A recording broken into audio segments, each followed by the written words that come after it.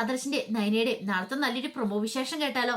അങ്ങനെ നാളത്തെ വിശേഷം നമ്മൾ കാണുന്ന അബിയെ പിടിച്ച് പഞ്ഞിക്കിടുന്നുണ്ട് ആദർശ്. കാരണം അബിയുടെ നാവിൽ നിന്ന് വീണ വാക്കുകൾ അങ്ങനത്തെ ആയിരുന്നു.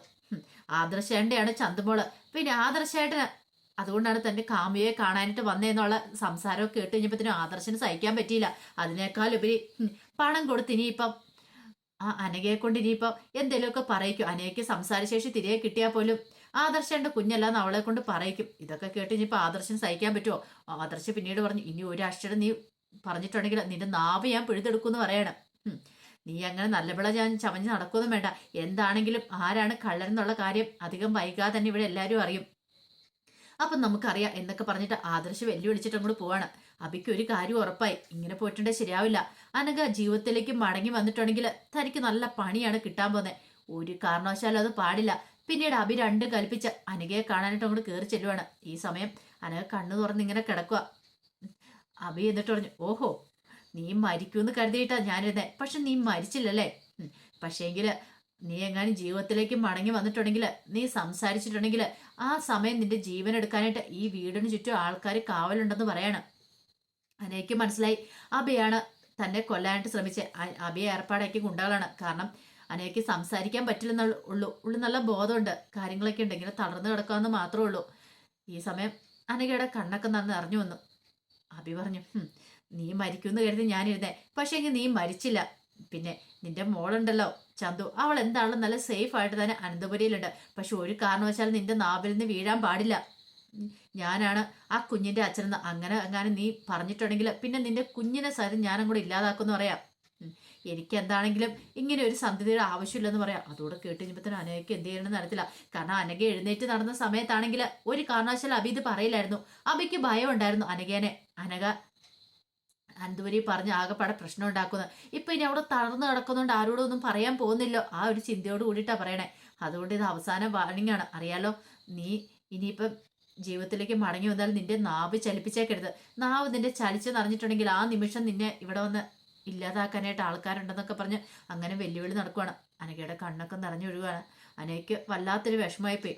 പിന്നീട് കുറച്ച് സമയം കൂടെ സംസാരിച്ചിട്ട് അബി അങ്ങോട്ടേക്ക് ഇറങ്ങിപ്പോവാണ് വെല്ലുവിളികളൊക്കെ നടത്തിയിട്ട്. ഈ സമയത്ത് അനഘയെ നോക്കുന്ന ആ ഹോം നേഴ്സ് അങ്ങോട്ട് വന്നു. വന്നിട്ട് പറഞ്ഞു, അല്ല മോളെ ഇപ്പൊ വന്നല്ലേ മോളുടെ കുഞ്ഞിന്റെ അച്ഛനെന്ന് ചോദിക്കുകയാണ്. അതിനും ഒന്നും മിണ്ടാതെ ഇങ്ങനെ കണ്ണടച്ച് തന്നെ കിടക്കുവാണ് അനഘ. എന്ത് മറുപടി പറയാനാ? എന്തേലും പറയാൻ പറ്റുന്ന കാര്യമാണോ? ഈ സമയം ആദർശ് വീട്ടിലേക്ക് ചെല്ലുവാണ്. ചെന്ന് കഴിഞ്ഞപ്പോഴത്തേനും നയനയും കൂട്ടേക്ക് ഇറങ്ങി വന്നു. ആദർശിന്റെ മുഖം കണ്ടു കഴിഞ്ഞപ്പോഴത്തേനും നയന ചോദിച്ചു, എന്താ ആദർശേട്ടാ മുഖമൊക്കെ എന്താ വല്ലായിരിക്കണം എന്ന് ചോദിക്കുകയാണ്. പിന്നീട് ആദർശ നയനയെ വിളിച്ചുകൊണ്ട് അങ്ങോട്ട് കയറി പോവാണ്. അതിനുശേഷം താൻ അനഘയെ കാണാൻ പോയ കാര്യങ്ങളൊക്കെ പറയാണ്. ഞാൻ അനഘയെ കാണാൻ പോയിട്ടുണ്ടായിരുന്നു. അവിടെ ചെന്ന് പക്ഷേങ്കിൽ അവൾ ജീവിതത്തിലേക്ക് എതിരായിട്ട് മടങ്ങി വന്നിട്ടില്ല. സംസാരശേഷിയൊക്കെ നഷ്ടപ്പെട്ട് കിടക്കുമല്ലേ. എനിക്കൊരു പ്രതീക്ഷയുണ്ട് അവൾ ജീവിതത്തിലേക്ക് മടങ്ങി വരുമെന്ന്. അവളുടെ നാവ് കൊണ്ട് തന്നെ അവൾ പറയണം അവളുടെ കുഞ്ഞിന്റെ അച്ഛൻ ആരാന്നുള്ള കാര്യം. ഇത് കേട്ടിച്ചപ്പോൾ നയന പറഞ്ഞു, അങ്ങനെ സംഭവിക്കുമെന്ന് ചോദിക്കാം. അങ്ങനെ സംഭവിക്കുമോ ഇല്ലയോന്നും അറിയത്തില്ല, നമുക്ക് പ്രതീക്ഷ കൈവിടാതിരിക്കാലോ. പക്ഷെ ഒരു കാര്യമുണ്ട്, അങ്ങോട്ടേക്ക് അബി വന്നിട്ടുണ്ടായിരുന്നു പറയണേ.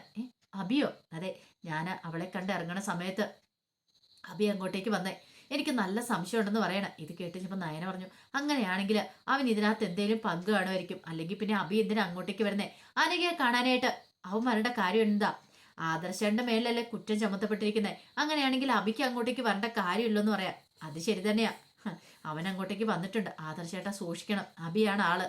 ഒരു പക്ഷേങ്കില് ഇനിയിപ്പോ ചന്തുമോളുടെ അച്ഛന് അബിയാണെങ്കിൽ അബി ചിലപ്പോൾ അവള് സത്യങ്ങളൊക്കെ തുറന്നു പറയാതിരിക്കാനായിട്ട് എന്തും ചെയ്യും.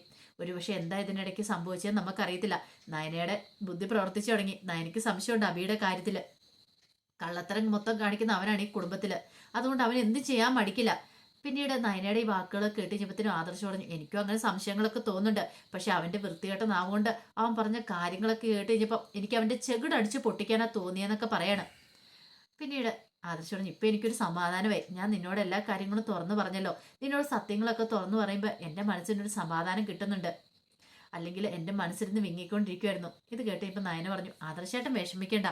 എന്തു വന്നാലും ഏത് വന്നാലും ഈ നയന ആദർശനോടൊപ്പം കൂടെ ഉണ്ടാവും. ആ കാര്യത്തിൽ ആദർശേട്ടൻ വിഷമിക്കേണ്ടെന്ന് പറയാണ്. ആ സമയം അബി ചില തീരുമാനങ്ങളൊക്കെ എടുത്തു. കാരണം ഇതങ്ങനെ വെറുതെ വിട്ടിട്ട് കാര്യമില്ല. എങ്ങനെയെങ്കിലും ആദർശന്റെ തലയിലേക്ക് ഈ കുറ്റാമ ചുമത്തപ്പെടണം. ചന്തുമോളുടെ പിതൃത്വം അയാളുടെ തലയിലേക്ക് വെച്ച് കെട്ടണം. പിന്നീട് അബി എന്ത് ചെയ്യാണ്, തൻ്റെ ഗുണ്ടകളെ വിളിക്കുകയാണ്. ഗുണ്ടകളെ വിളിച്ച് അവന്മാർ വന്നു കഴിഞ്ഞപ്പോഴത്തേനും അവന്മാർക്ക് വേണം നിർദ്ദേശങ്ങളൊക്കെ കൊടുക്കുകയാണ്. അറിയാലോ, ഒരു കാരണവശാലും അവളുടെ നാവ് ചലിക്കരുത്. നാവ് ചലിച്ചിട്ടുണ്ടെങ്കിൽ ആ സമയം തന്നെ അവളെ തീർത്തേക്കണമെന്ന് പറയണം. ഈ സമയം അവന്മാർ പറഞ്ഞു, അഭിസാറേ, അതിന് കുറച്ച് പണം ചെലവുണ്ട്. എത്ര രൂപ വേണമെന്ന് നിങ്ങൾ ചോദിച്ചോ, എത്ര രൂപ വേണമെന്ന് ഞാൻ തരാൻ തയ്യാറാ. പക്ഷെ അവളുടെ നാവ് ചലിക്കാൻ പാടില്ലെന്ന് പറയണം. ഇനി തക്കം കിട്ടിയാൽ അവളെ അങ്ങോട്ട് തീർത്ത് കളഞ്ഞേക്കാൻ പറയണം. അവൾ ജീവിതത്തിലേക്ക് മടങ്ങി വരില്ല. ഇനിയിപ്പോൾ ആർക്ക് സംശയം തോന്നത്തില്ല അവൾ തീർന്നു പോവുകയാണെങ്കിൽ. കാരണം മറ്റൊന്നുമല്ല, അവൾ വയ്യാണ്ട് കിടക്കുമല്ലേ, അവൾക്ക് അധികം ആയുസില്ല എന്നുള്ള കാര്യം ഡോക്ടറും വിധി എഴുതിയതാണ്. അപ്പൊ ഈ സമയത്ത് ഒരു മരണം സംഭവിച്ചിട്ടുണ്ടെങ്കിൽ അത് സ്വാഭാവിക മരണമായിട്ട് എല്ലാവരും കണക്കാക്കും. അസ്വാഭാവിക മരണമായിട്ട് ആരും കണക്കാക്കാൻ പോകുന്നില്ല. പിന്നെ അവൾക്ക് ചോദിക്കാനും പറയാനും ഒന്നും ആരും വരാനും പോകുന്നില്ല. അതുകൊണ്ട് കാര്യങ്ങളൊക്കെ കൂടുതൽ എളുപ്പം. തക്കം കിട്ടുവാണെങ്കിൽ ആ കാര്യം കൂടെ ചെയ്തേക്കാൻ പറയണം. അത് കേട്ടിച്ചപ്പോൾ അമ്മമാർ പറഞ്ഞു, ആ കാര്യങ്ങളൊക്കെ ഞങ്ങൾ ഏറ്റു. പക്ഷെ പണത്തിന്റെ കാര്യം, ഇപ്പൊ കുറച്ച് പണം അക്കൗണ്ടിലേക്ക് ട്രാൻസ്ഫർ ചെയ്യാന്നൊക്കെ പറഞ്ഞിട്ട് അബി കുറച്ച് പണം അവന്മാർക്ക് ഇട്ടു കൊടുക്കുന്നുണ്ട്. അവന്മാർക്ക് സന്തോഷമായി. പിന്നീട് അബി വീട്ടിലേക്ക് പോകുന്ന സമയം ഒരു കാര്യം തീരുമാനിച്ചു. എങ്ങനെയെങ്കിലും ആദർശിന്റെ തലയിലേക്ക് ഈ കുറ്റം കെട്ടിവെക്കണം. അപ്പൊ അതിന് വേണ്ടിയിട്ട് ആദ്യം വല്യമ്മയോട് കാര്യങ്ങളൊക്കെ പറയണം എന്ന് തീരുമാനിക്കുകയാണ്. വല്യമ്മ കാര്യങ്ങളൊക്കെ അറിയണം. അങ്ങനെ ഒരു വിചാരത്തോട് കൂടിയിട്ടാണ് അബി അങ്ങോട്ടേക്ക് വരുന്നത്. അങ്ങനെ വന്നു കഴിഞ്ഞപ്പോൾ ദേവേനി കുഞ്ഞിനെ കൊഞ്ചുകൊണ്ട് അവിടെ ഇരിക്കുന്നുണ്ട്. പിന്നീട് അബി അങ്ങോട്ട് ചെന്നിട്ട് ദേവേനോട് ചാഹാ, വല്യമ്മ കുഞ്ഞിനെ കൊഞ്ചിക്കുമായിരിക്കും അല്ലേന്ന് ചോദിക്കുക. ഇത് കേട്ട് കഴിഞ്ഞപ്പോഴത്തേനും ദേവേന് പറഞ്ഞു, അതെന്താടാ നീ അങ്ങനെ ഒരു ചോദ്യം ചോദിച്ചെന്ന് ചോദിക്കുക.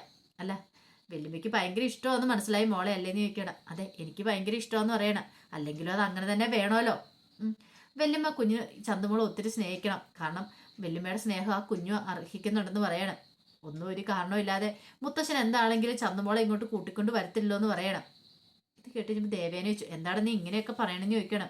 അപ്പോഴേക്കുമാണ് നയനെ അങ്ങോട്ടേക്ക് ഇറങ്ങി വരുന്നത്. ഈ സമയത്ത് അബി പറഞ്ഞു, അല്ല വല്യമ്മേ, ഒരു കാര്യമുണ്ട്. ചന്തുമോളുടെ അച്ഛൻ ആരാന്നുള്ള കാര്യത്തിൽ. ഇത് കേട്ട് കഴിഞ്ഞപ്പോഴത്തേനും പെട്ടെന്ന് ദേവേനെ ചോദിച്ചു, എന്താടാ ചന്തുമോളുടെ അച്ഛൻ ആരാന്ന് നിനക്ക് അറിയാവുന്ന ചോദിക്കുകയാണ്. പെട്ടെന്ന് നയനെ അങ്ങോട്ടേക്ക് ഇറങ്ങി വന്നിട്ട് പറഞ്ഞു, അതെ, ചന്തുമോളുടെ അച്ഛൻ ആരാന്നറിയാവോ? അത് ആദർശേട്ടനാന്ന് പറയണം. ഈ സമയം ദേവേനെ ഞെട്ടി, അബി ഞെട്ടിപ്പോയി. അബി ഇത്രയ്ക്ക് പ്രതീക്ഷയില്ല നയനെ അങ്ങനെ പറയുന്നുള്ള കാര്യം. പിന്നീട് ദേവേനെ നീ എന്താ മോളെ ഇങ്ങനെ പറയണെന്ന് ചോദിക്കേ. അതേമ്മേ, ചന്തുമോളുടെ അച്ഛന് ആദർശേട്ടനാന്ന് പറയാണ്. ഇത് കേട്ട് കഴിഞ്ഞപ്പോഴത്തേനും ദേവേനിക്ക് എന്ത് ചെയ്യണമെന്ന് അറിയത്തില്ല. അബിക്ക് മനസ്സിലായി ഇനിയിപ്പോൾ കാര്യങ്ങളൊക്കെ കൂടുതൽ വഷളായിക്കോളും. താൻ ഇനിയിപ്പം തീപ്പൊരി ഇട്ട് കൊടുത്തിട്ടുണ്ട്, അത് ആളി കത്തിക്കോളും എന്നോർത്തിട്ട് അബി അങ്ങോട്ട് കയറി പോവാണ്. ആ സമയത്ത് ദേവേനിക്ക് എന്ത് ചെയ്യണമെന്ന് അറിയത്തില്ല. ദേവേനി നയനോട് വന്ന് വെച്ചിട്ട്, എന്താ മോളെ നീ ഇങ്ങനെയൊക്കെ പറയണമെന്ന് ചോദിക്കുക. എനിക്കൊന്നും അങ്ങോട്ട് മനസ്സിലാകുന്നില്ലെന്ന് പറയാണ്. നയനൊരു ഉത്തരവും പറഞ്ഞില്ല. ഈ സമയത്ത് ദേവേനി നേരെ ആദർശിന്റെ അടുത്തേക്ക് വന്നു. ആദർശിന്റെ അടുത്ത് എന്നിട്ട് ചോ, സത്യം പറയടാ, ചന്തമോളുടെ അച്ഛൻ നീയാണോ? നയനമോട് എന്നോട് പറഞ്ഞു നീയാന്ന് പറഞ്ഞു.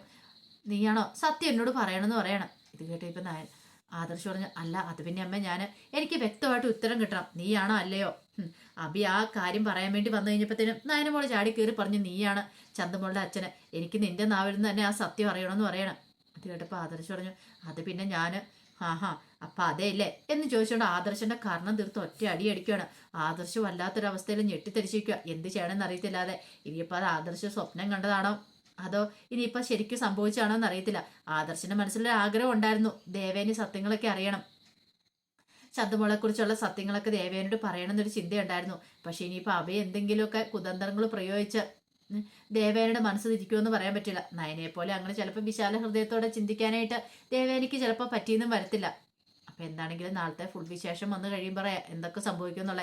അബിയുടെ കുതന്ത്രത്തിൽ ദേവേനി വീഴുവോ അതോ ഇനിയിപ്പം ആദർശ് അമ്മ അറിഞ്ഞാലുള്ള ആ ഒരു കാര്യം ഇങ്ങനെയായിരിക്കും സംഭവിക്കാൻ പോകുന്നത്. അമ്മ തന്റെ കർണം അടിച്ച് പൊട്ടിക്കും എന്നൊരു ചിന്ത ആദർശിന്റെ മനസ്സിലുണ്ടായതാണോ എന്നും പറയാൻ പറ്റില്ല. അപ്പൊ അതിന്റെ വിശേഷങ്ങളൊക്കെ നമുക്ക് എല്ലാവർക്കും കാത്തിരിക്കാട്ടോ. എന്താണോ അധികം വൈകാതെ തന്നെ ആദർശിന്റെ അല്ല കുഞ്ഞ് അബിയുടെ ആണെന്നുള്ള സത്യം പുറത്തു വരും. കാരണം DNA ടെസ്റ്റിന് കൊടുത്തിട്ടുണ്ട്. അതിന്റെ റിസൾട്ട് അധികം വൈകാതെ തന്നെ വരും. അപ്പോഴാണ് ഇനി നയനയുടെയും ആദർശിന്റെ ഒക്കെ കളി നടക്കാൻ പോകുന്നത്. അപ്പൊ അതിന്റെ വിശേഷങ്ങളൊക്കെ നമുക്ക് എല്ലാവർക്കും കാത്തിരിക്കാം. ഒരിക്കൽ കൂടി എല്ലാവർക്കും ശുഭരാത്രി നേർന്നുകൊണ്ട് നിർത്തുന്നു.